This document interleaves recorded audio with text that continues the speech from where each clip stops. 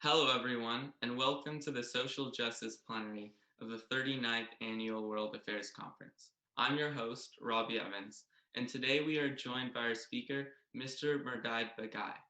Mr. Baghai is currently the Chairman of Alchemy Growth, a boutique strategy advisory firm based in Ultimo, Australia, where he advises large companies on their growth strategies and business building initiatives.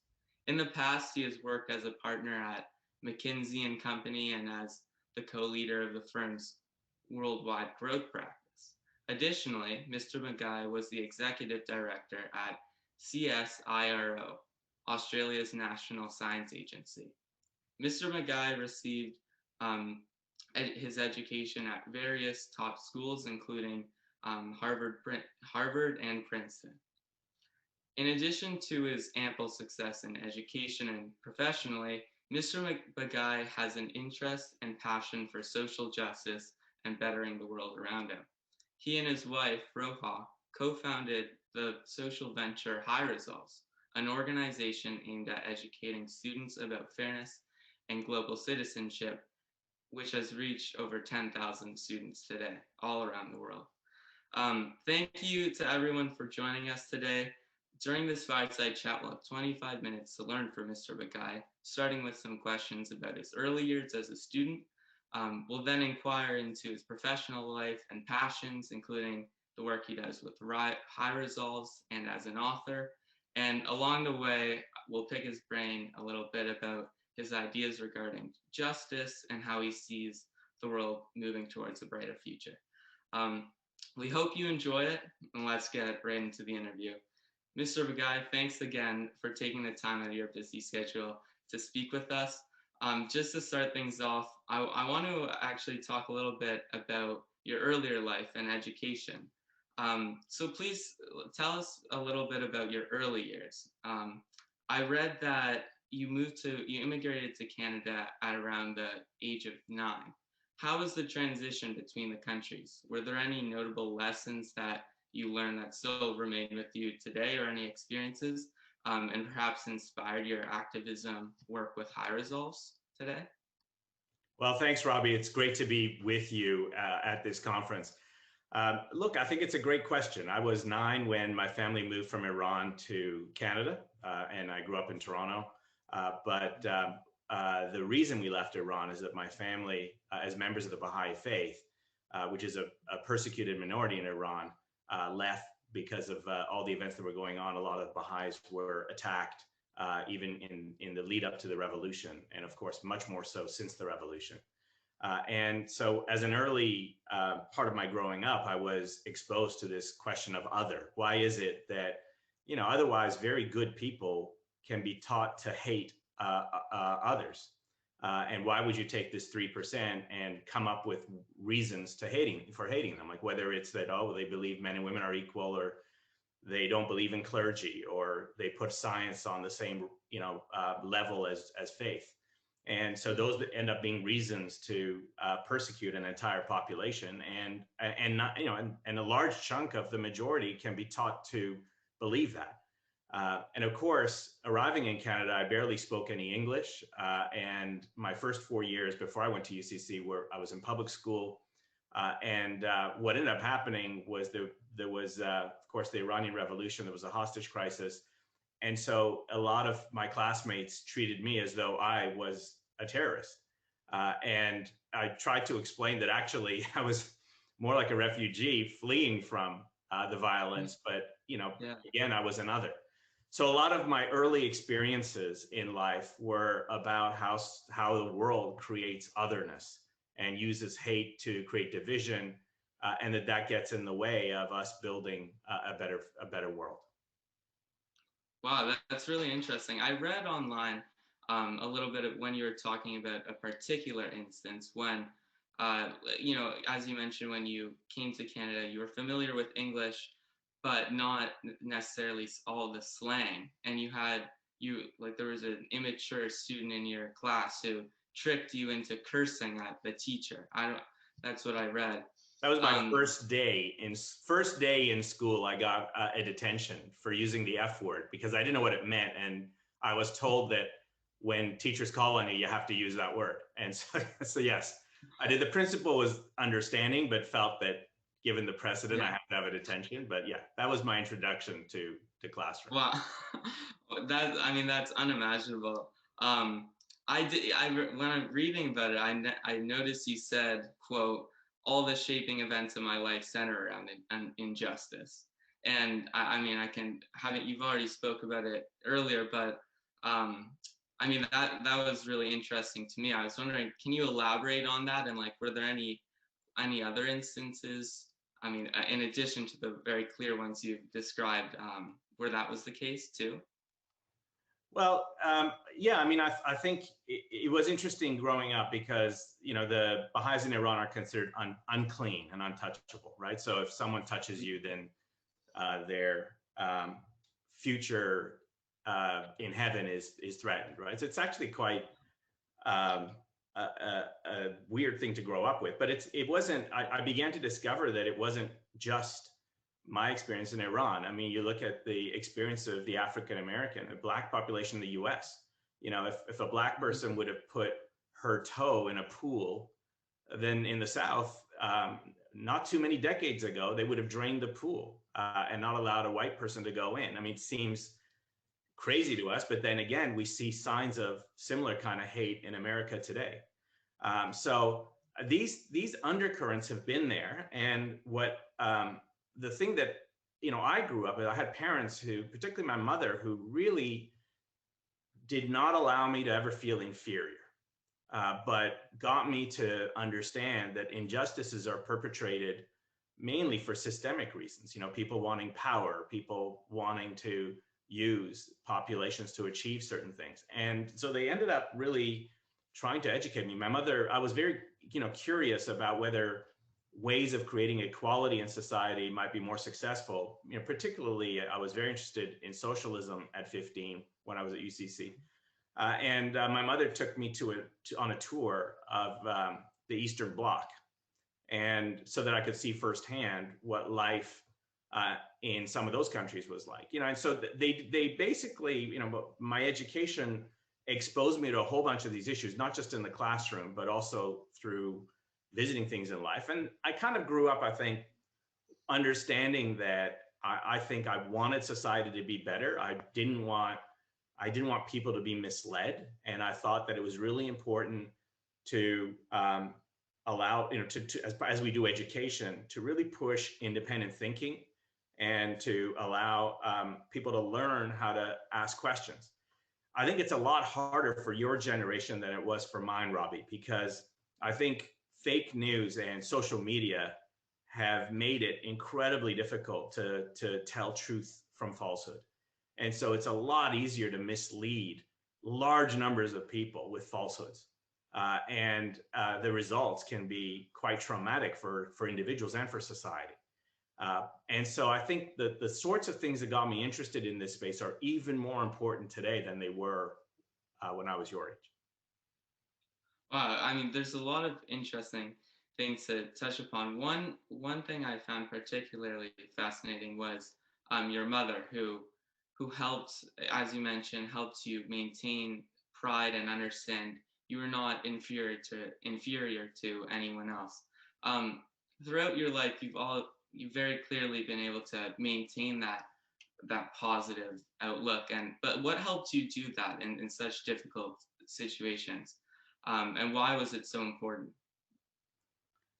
Well, I mean, I think a lot of the credit goes to my mother, but I think also, you know, UCC is an amazing place. It was in my time as well. I mean, there's always warts, but it was a place where if you were passionate about something, you would get the resources to pursue it. I really wanted to create a science magazine when I was at UCC. I mean, it's kind of interesting that later in life, I ended up helping to run a science agency, a national science agency. But so we created something called Probe, which was the UCC Journal of Science.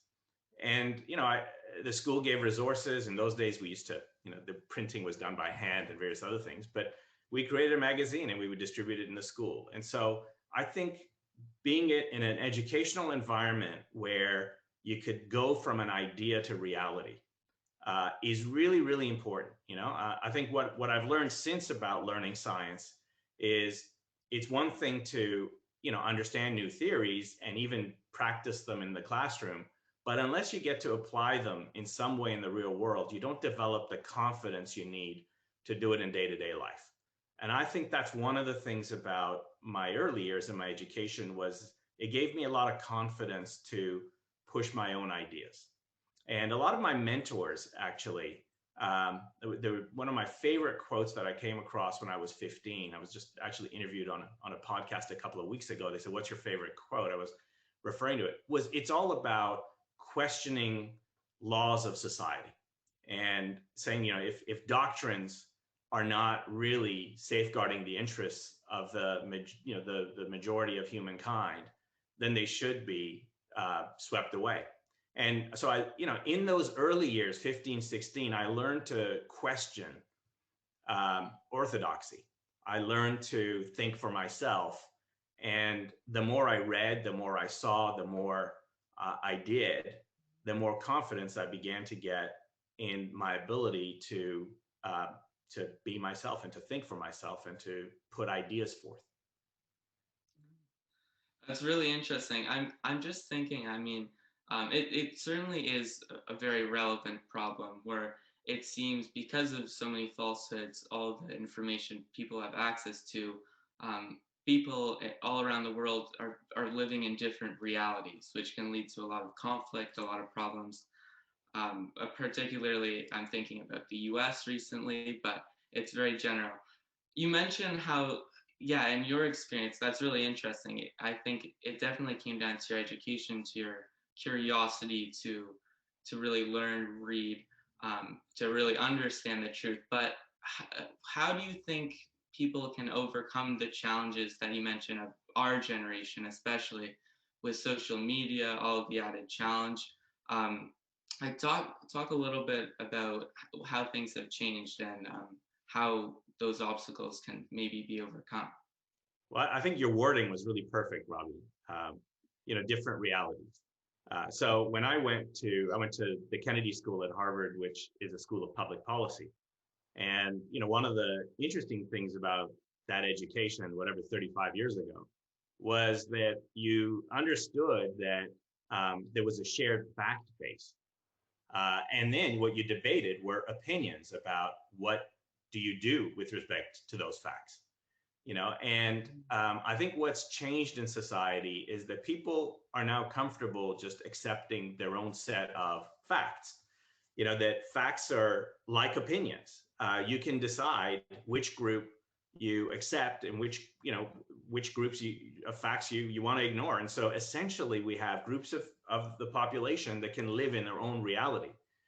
And when you live in your own reality, then narratives can be really shaped to suit that reality and to get you to undertake in activities that you wouldn't have otherwise. I mean, in the U.S., you can see how a positioning of reality with respect to the election has gotten a lot of people to believe that it was a false election, and that has led to all kinds of actions in terms of what in their opinion is a defense of the Constitution. But essentially, the two sides are living in different worlds. And so the debate is not so much a debate of policy, it's just a conflicting set of realities. That's a very difficult world compared to the one I grew up in, and so part of what I think we have to do is, when I guess we'll talk about it a bit, is in our educational processes, we have to arm people. We have to train people so that they don't become victims of this kind of manipulation. And I don't mean to, say that the manipulation is only by one side. I think that the kind of manipulation of truth is happening on a very wide scale by a large number of parties. And so well-intentioned people around the world need to make sure that the mass of humankind has the ability to see through false narratives. They have the ability to ask questions, to think for themselves, and not to fall victim to mass manipulation. Wow, I have to say, you're helping me so much with my theory of knowledge course. Was that around when you were at UCC too? No, we did. Well, Yeah. no, we didn't have a theory of knowledge class. We did study Latin, uh, which uh, Oh, which was fantastic. But no, yeah, no theory but of knowledge. it's exactly what we're talking about. What makes knowledge? How can we know the truth? And it's really interesting. Um, but about, I want to talk more a little bit about kind of the education piece, and maybe this is a nice transition into your work with high results. And I was wondering, first of all, can you just tell us a little bit about your organization? What is its primary mission, and what, if you haven't already touched on it, what led you to co-found the organization with your wife? About 15 years ago, my wife Roya and I were thinking about how we give back to society, and we looked at various possibilities, and we ended up really deciding that we wanted to focus our giving in the education space for a lot of the reasons we've just been talking through. And we remembered that when I was a grad student at Harvard, I had used these simulations to do research on human choice. But one of the things that we discovered quite, fortuitously was that although these games were designed for research, when people played these simulations, when they played these games, it actually changed the way they thought about the world. They were more likely to act in the long-term collective interest than in their own short-term personal interest.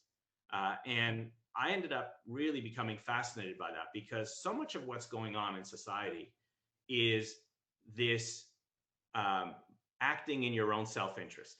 You look at this topic today of vaccine nationalism, which is around wealthy countries, including Canada, stockpiling vaccines in multiples of their population size, whereas other countries just don't have vaccines. For example, Panama has 12,000 vaccines, I think. So the challenge is that with the vaccine, nobody is safe until everybody is safe. Because if there's large parts of the population that remain unvaccinated, that gives a grounding, a bedding for the virus to mutate. And the mutations may not be able to be fought off by existing vaccines. You might need to change vaccines and revaccinate to handle that. And so here we have, a country acting in what it thinks is its national interest, but it's actually creating a dangerous macro outcome, which is worse for the entire world. And we should be doing everything we can to vaccinate every single person on the planet as quickly as we possibly can, and starting with the ones that are at most risk of transmitting. Climate change is no different. It's another collective action problem. Right? Countries that think, okay, I'm just like Australia thinks we're 1.3% of the global emissions. What difference does that make? Well, if every country thinks it's only contributing a little bit, then everyone contributes a lot, and you get the kind of climate disaster we're heading towards. So what I began to realize was that there are a vast number of these collective action problems, and we needed a systematic way to get a critical mass of society to think in the long-term collective interest. And that's how and why we created High Resolves. And our aim, we talk about the purpose of the organization, is to activate human responsibility. But what we mean by those three words, activating human responsibility, is getting people to wake up to how their own choices, their own decisions affect the collective outcome. The only challenge being for them to not think that they're insignificant, it doesn't matter, but to realize that you need billions of people to realize that their actions make a difference to actually be able to change these problems. So that's why we created High Resolves about 15 years ago. You mentioned 10,000, which is the number that we have in US and Canada. Overall, globally, we've actually put 500,000 students through the program in one way or another. And the program's going quite fast. And we typically try to embed in schools, including UCC, a series of learning experiences that get, usually from grade 7 to about grade 10, that get people to really think about their own identity, recognize themselves as part of a single shared humanity, develop some independent thinking skills so they can identify dogma and propaganda and things like that, and immunize themselves against hateful messaging and divisive messaging. And then also develop the understanding of the injustices that are in the world and what they need to do to help create a more progressive, inclusive, just world, all along questioning their own choices and their day-to-day lives. That's what the program's about. And really, I think it is an indispensable part of education, right? Like numeracy and literacy. And this kind of citizenship education, if you want to call it that, is a really critical part of what we need to do. Wow, that's really interesting. I know that at the prep we had the program, they were really lucky to have it. And I was speaking with some people who had great feedback. It was a part of their exhibition. I think we have time for just one more question, unfortunately, but I found that really interesting what you were mentioning about the importance of seeking, a global kind of the common good, and it's especially relevant in terms of vaccines. I haven't, just to bring up very briefly a question about your book. I haven't been able to read it. I've only started, and I know that this is your book, As One: Individual Action, Collective Power. I believe that it was got directed particularly towards, I think, leaders of business. I think, right?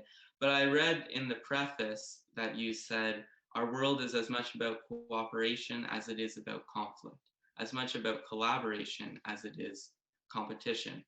Do you think that that also applies, as you've mentioned, outside of perhaps like the leadership space in a company, for example? In a society in Canada, I think that is very individualistic. What do you think? I guess my question is, what are the pros and cons regarding cooperation and competition? As I imagine they both have some value, and where do you see the best balance between the two? Yeah, I tend not to think of them as it's a bit of a false dichotomy. There are elements of both all the time. And I think there's a degree of healthy competition. It can become ruinous if you take it to an extreme. And I think collaboration is also incredibly useful, but there are times where if you want the style of group behavior needs to be a little bit more directed. Let's say, for example, a fire alarm goes off. You're not going to sit there and brainstorm different ways of leaving the building. You're going to follow the instructions of the fire ward. And so it's understanding what forms of collective behavior apply best in different situations. That's really where it's at. And I think maybe, Robbie, coming back to the state of the world that we're in, for me, over the last week, I had the privilege of participating in the World Economic Forum and the discussions that were going on by world leaders and corporate leaders. And one of the themes that hit me very clearly across this week was that I think the leadership challenge that we have now, and that applies whether you're a CEO, a leader of a country, leader of a school, but even in a family setting, but the challenge we have is that the next year or so, the short term, is dark. I don't mean just the issues with COVID and the pandemic. Of course, that's there, but there's all kinds of other things, the racial reckoning, what's happening with climate, the growing inequality that is being exacerbated by the pandemic, and even economic imbalances in the world. There's a lot of things that give us concern. And so the short-term outlook is dark. It is not a positive environment. The challenge we have of leadership is something that others can look up called the Stockdale paradox, by Jim Collins. But it's really this idea that you have to be honest about what's going on in the short term, because people need to have the resilience to make it through the short term. You also have to really inspire people about what's possible in the medium to long term, because they have to have that hope. They have to have an inspired belief that a better future is possible. Otherwise, they won't engage in the collective action that's required to create that future. And so where we're at with humanity right now is we can lose all confidence. We can, back to that discussion, we can lose all sense of belief in ourselves, in our world. And if we do, it becomes a self-fulfilling prophecy, and the future will not be a pleasant one. On the other hand, we can be realistic about what's going on in the world, but stick to the things that give us hope. They give us a sense that society can be reborn, that we can flourish, we can have unity and diversity, we can behave as though we're a single human family. And in doing so, do the sorts of things we all need to do to make that actually happen. I think that's the task of leadership today.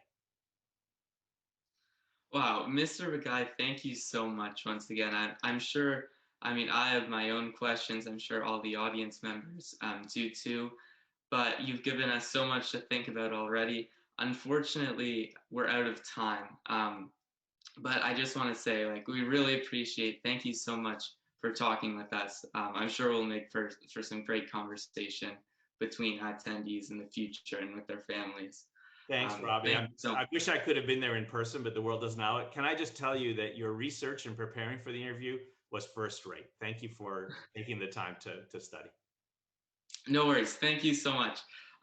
Just a final announcement for all of the attendees. Once you leave today's webinar, you will receive a survey on the presentation, and we would appreciate it if you'd complete that and provide your feedback. You will also receive a follow-up email within 24 to 48 hours with a link to view the recording of today's webinar.